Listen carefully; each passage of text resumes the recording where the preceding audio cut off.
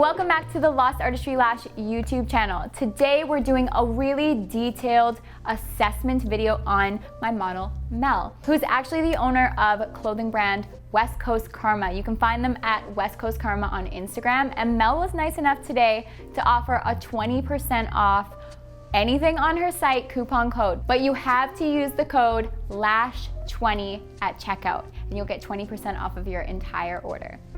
So today we are going to really dive into her assessment. So we're gonna be looking at her natural lash lift, her eye shape, her eye crease, space between her lash line and her eyebrow, and every little detail that we need to know in order to create the most perfect lash set for Mel.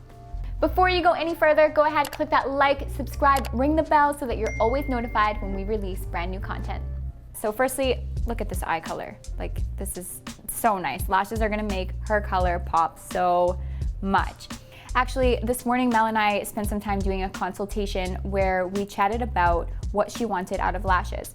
And verbally, Mel had discussed that she wants really natural looking lashes. So to me, as the lash artist, I automatically assumed, okay, we're going really light. I imagined something like this photo. But because photos speak a million words, we actually determined that Mel did not want my standard of natural lashes for her, but she wanted wet lashes. And although to me, this type of lash set I would consider more of something that stands out, a little more edgy, this is natural to Mel. So this is why it's so important for us to really do a solid assessment consultation and show photos in order to get a grasp of the lash sets that we want to create and that they want to see us create. Okay, so let's look at everything that Mel has to offer. So eye shape wise, she has an almond eye shape. Really ideal, pretty much any lash style / map would look lovely on her. She's really lucky in that department. But upon further assessment, I'm kind of thinking that a squirrel / elongated cat eye type style will best suit her. And here's why. So Mel has a lot of space between her arch of her brow and her lash line. So this gives us some room to play around with lengths.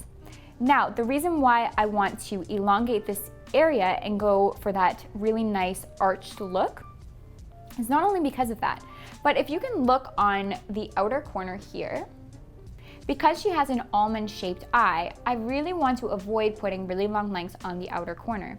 Reason being, because we can easily draw that down with lengths. We don't want to do that. We don't want to elongate that already downward swoop. Super common, majority of clients will be this way. But if we want to really go with the arch of the brow, then we're not going to use our longest lengths on that outer corner, but we're going to give the illusion by using tricky mapping skills to make it appear like the lashes swoop all the way out with the arch of the brow and the outer corner of the brow. But we're actually going to do our longest lengths at about this point right here.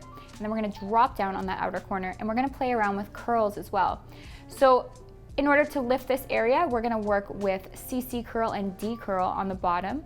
And then to keep those outer corners pointing up, not out, we're again going to work with a heavier curl. We're going to go all the way D curl, and we're going to play around with direction too. So this is a really fun trick. So if you play with direction and you direct everything out in the squirrel section of the eye, so I'm going to actually mark it. This is what I do for my clients. You can open up.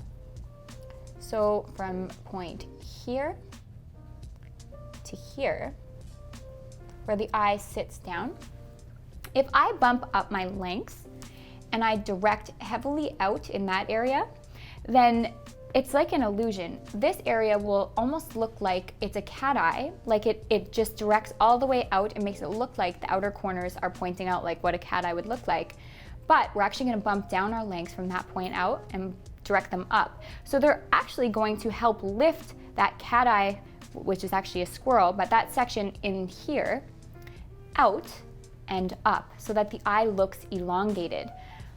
But she would not suit an actual true cat eye mapping, again, because that outer corner points down. So we would just droop it down, we wouldn't actually lift it up.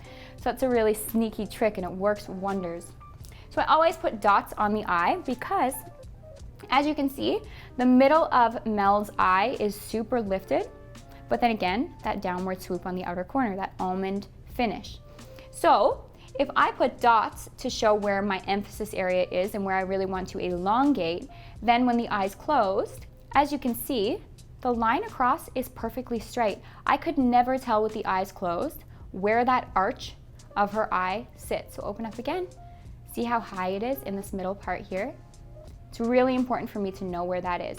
Here's why. So if we did our longer lengths on that already lifted part of the eye, we're not gonna get a cat eye finish. Even if we use longer by 1 millimeter or 2, even if we use long-ish lengths after that, because the eye naturally tilts downward, that downward tilt makes the lashes look shorter. So if we did longer lengths in that top section of her eye, and then continued, say, 1 millimeter or 2 more, it would look more like an open eye finish. So we're gonna use quite a bit of longer lengths here. I might even disconnect because she does have really nice swoop down there. I might go 2 to 3 millimeters longer in this section and play around with some spikes as well. We do want some texture. I'm gonna show you guys the map after. We do want some texture, so I'm gonna be working with all wet lashes today. And my top layer, the lengths that I'm gonna use for my spikes are going to be 4 millimeters longer than the base shape, especially in this area where I want all of my emphasis to be pointed towards. And then everywhere else, it'll be about 3 millimeters longer for just the spikes. The base, meaning everything that's on the top layer, the middle layer, and the bottom layer will all be the same length throughout the layers minus the spikes. So you'll understand once you see the map. I'm not gonna go too into detail about that.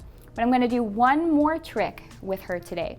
So because I want emphasis to be drawn toward that outer part of her eye, I'm not only going to use longer lengths and more curl, but on top of that, I'm gonna work with a finer diameter and finer dimension on the inner corners to take attention away from that area. And then I'm slowly going to transition into more dimension and higher diameters toward that outer part. That's going to draw more attention to the areas that I want focus on and make the inner corner and the middle of the eye look more subtle and soft. So little tricks to everything. So that's what we're gonna do for her today. Talking about curl for a second. So her natural lash lift is quite lifted actually. She has fairly lifted, I would say normal to lifted lashes. So we're not worrying about like counteracting downturned lashes or anything like that. That's good. But let's look at her eye crease. So although her eye crease is very nice, she does have deep set eyes. So something to consider there is, although we're not looking to counteract any natural lash lift issues with like the bottom layer pointing down, the top layer pointing up, anything like that, we want to steer clear of higher curled lashes, such as like D-curl, DD curl, on that top layer especially. The reason why is because if we use a really curly lash on her top layer, because her natural lashes are lifted and she has deep set eyes, I would actually be concerned about using too much curl on that top layer because I'd be concerned that I would hit the skin above the eye. So we don't want to hit that skin. We want to work with, we want to use curls to our advantage. So we're going to use less curl on the top layer. We're going to use C curl on the top layer and a mix of CC and D just on the bottom layer. Cool thing about mixing curls together in this way is that you also get texture. Okay, let's get into the map. Let's start doing some lashes and let's bring this set to life.